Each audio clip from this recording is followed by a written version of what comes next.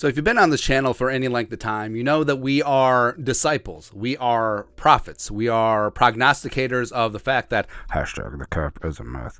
So not only is it fungible, not only can you always find money in the banana stand, not only can you shift the numbers around because...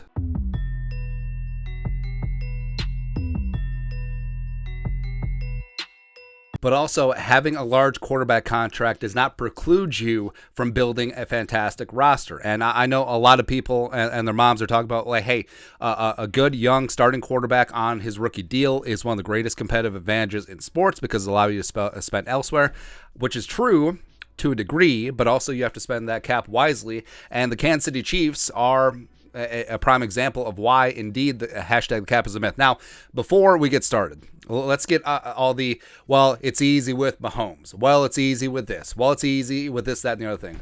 Mahomes doesn't play defense. Mahomes doesn't play special teams. Yes, Mahomes plays the most important position in all of team sports, but that's only one component of it. And yes, his contract is gigantic on the cap, on the books for the Kansas City Chiefs. You know, after he signed his historic 10-year, $450 million deal, and he had a cap it of around $36 million this year, around $46 million next year. So it's something that the Chiefs are constantly going to have to tango with until it gets into some of these later years where it gets extremely palatable for the team. Now, of course, this is a long way of getting to Kirk Cousins, right? So Kirk Cousins' contract has been a point of contention for fans for a long time. It's often used as like the boogeyman for, it's like, well, you can't build a team with Kirk's contract. You can't retain guys with Kirk's contract. You can't do this, that, or the other thing with Kirk Cousins' contract. So Kirk Cousins' contract precludes you from drafting well and precludes you from signing value free agents? Nah. I think that it's more inertia.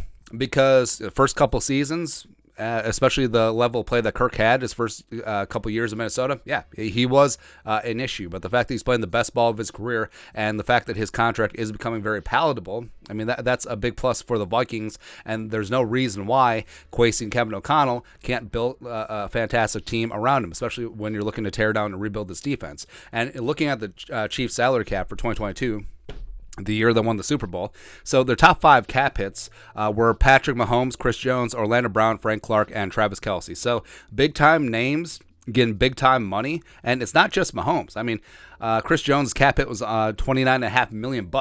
Orlando Brown on the franchise tag was $16.6 million plus. Frank Clark is getting paid, and if you total up the top 5 cap hits for the Chiefs, that's almost half of their cap, 49.67% of their cap. So you're telling me, like, how were they able to assemble a Super Bowl winning roster when 5 guys, again, 5 guys of your active game day 46 take up half of the money?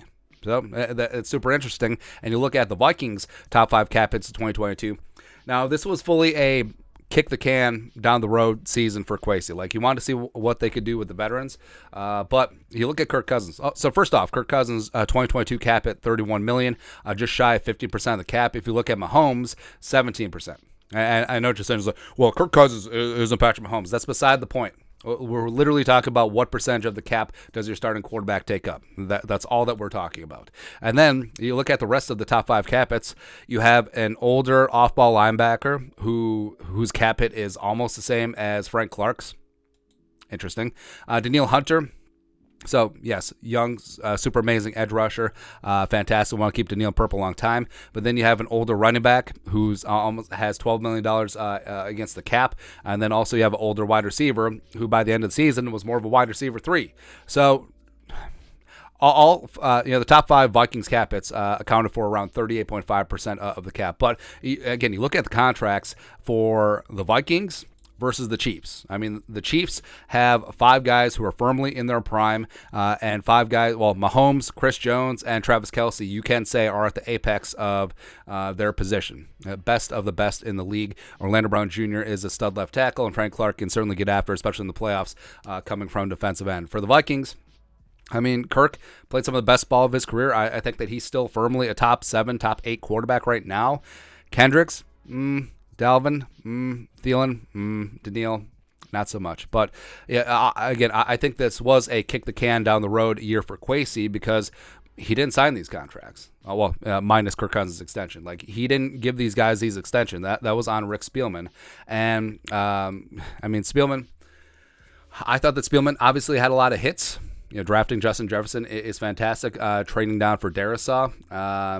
But there's a lot of misses. There certainly was a lot of misses, and there was a reason why the Vikings changed general managers, because it was time. Because looking at the Vikings, draft history, not even taking into account free agency, but actually let's look at the Chiefs first. So Brett Veach and Andy Reid have done a phenomenal job in this spot. So looking back, so let's start 2016, just as a nice way to start. So also 2015 Marcus Peters, that worked out for a while, but now Marcus Peters is in the wind. But Chris Jones, who's probably the most dominant defensive interior player in the league right now, getting him as a second-round pick. Tyreek Hill in the 5th round, but of course he fell for reasons.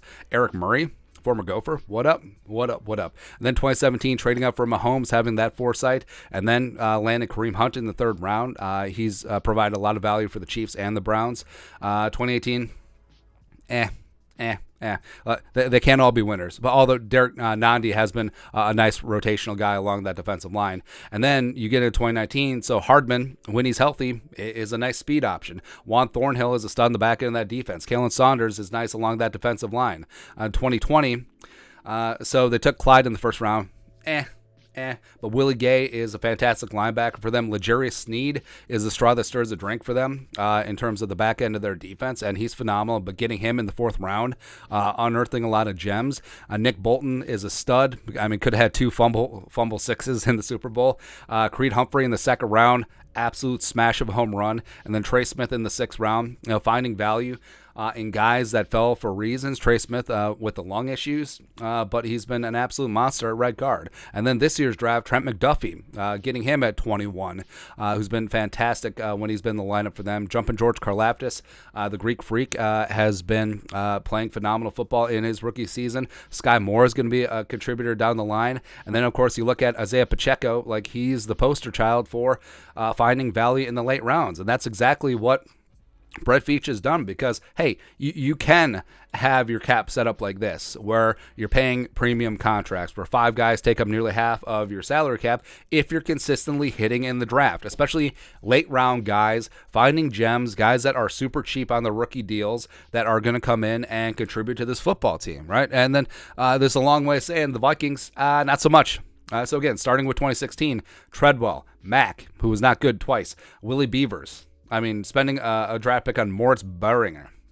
Jaron Curse thrived elsewhere, right? Weatherly. All right, so is it weird to say that the guy who had the best Vikings career may have been Kentrell Brothers? Or David Morgan before he got hurt? Jaron, like I said, he blew up, except it was more in Dallas. And then 2017, Dalvin, yes.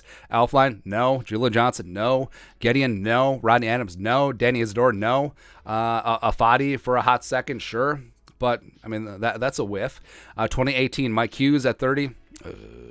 Could have had Lamar Jackson. Oh, well. Brian O'Neill, stud. Hopefully he recovers well from his Achilles. Jalen Holmes, no. Gronklin, yes, especially for the Jets. Daniel Carlson, yes, for the Raiders. Gossett, Ade Aruna, Devontae Downs, no. Then 2019, Bradbury, no until this year. Irv, no. Unfortunately, Madison, yes, but he's leaving on his rookie deal after his rookie deal expires. Samia, no. Cam Smith, health problems, but didn't work out. Armand for Watts, a guy that I liked, but is doing better with the Bears. Marcus Epps is now a starter with the Eagles and is going to get paid in free agency. Oli Udoh, no. Boyd on special teams, yes. So, just going through, where the Chiefs have hit in the mid and late rounds on guys that are starters or high-level contributors, the Vikings, they just don't have them. And I think that's one of the big reasons why the Vikings struggled on defense, is because of lack of talent, and your key players were aging out and they're on bad contracts. Jefferson, yes. Gladney, rest in power. Ezra, as a left guard, no. Dantzler, hot and cold. DJ Wanham, nice in spots. Same thing with James Lynch. Troy Dye, special teamer. Harrison Hand, gone. KJ, stud. Fantastic. Josh Metellus, special teamer. Very high-level special teamer. Yes. And then 2021, Darrisaw, stud. But then you look at all these beautiful mid-round picks that Spielman had. Kellen Mond, no. Chad Surratt, obviously not. Wyatt Davis, no. even though we were very high on him. Patrick Jones is coming around. King Kene is fantastic. Bynum is there. Like, Bynum has had his moments, but he's also had bad moments. And then the rest of it, not so much. And then this year, I mean, it's still too soon to tell for this class, but a lot of injuries. Although there is a lot of potential, especially on the defense side of the ball. But like I said, where the Chiefs are finding, well, first off, they're hitting on their early draft picks. They're finding gems in the mid-round, and then also they're hitting some home runs with their late-round lottery tickets. And the Vikings simply are not doing that. They're not doing that. And people continually blame Kirk Cousins' contract. Kirk Cousins' contract is not the issue. And even if and when they do extend him for some cap relief in 2023, it's not going to be the issue. What more is the issue is these bad contracts that Spielman decided to splash on the books, maybe sticking with some veterans for a little bit too long. I think Kwesi is going to come in and clean house. I think that he'll free up cap space. I think that he'll sign nice free agents, and hopefully they'll start hitting in the draft. All right, so Spielman, for as good as he was for a while, I mean, he sort of left the cupboard bare. And the Vikings, especially on the defense side of the ball, they got exposed. And hopefully Kwesi can turn things around. But, I mean, Mahomes and the Chiefs, again, yes, it is always easier with Mahomes, but cap-wise, they proved that roster construction-wise, Brett Veach did a phenomenal job where you can have your guys on premium contracts taking up large portions of the cap, but you got to keep hitting on your draft picks. And then also adding guys like Jerick McKinnon in free agency. All right, so, yeah, the Vikings can do it. The Vikings certainly can do it, and they can do it with Kirk Cousins' contract. But your thoughts are thoughts. The Vikings prove that the cap is indeed a myth. Let us know your thoughts and our thoughts in the comment section below. Subscribe for daily Vikings takes. Want to support the work? Put a little something in the Venmo. But till next time, Skol, production value.